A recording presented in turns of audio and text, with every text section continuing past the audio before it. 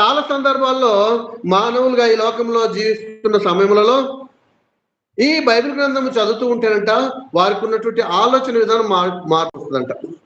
ఎలా మార్పు వస్తుందంటే వారి యొక్క ఆలోచన తలంపు అంతా కూడా ఎలా ఉంటుందట? ఏమని చదువుకున్నా ఇప్పటి వరకు?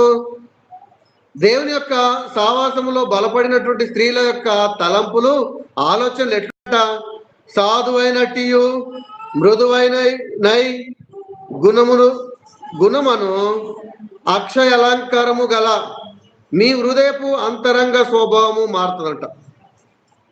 ఏ స్వభావం మారుతుంది? మనం హృదయానుసారంగా లోపలికి వచ్చేటటువంటి తలంపులు మారుతాయంట ఈ బైబిల్ గ్రంథాన్ని మనం చదువుతూ ఉంటే.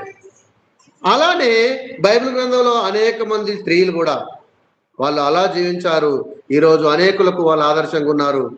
కాబట్టి నేటి దినాన మనందరం కూడా ఆ స్త్రీలను బట్టి మాట్లాడుకుంటూ ఉన్నాం. దేవుని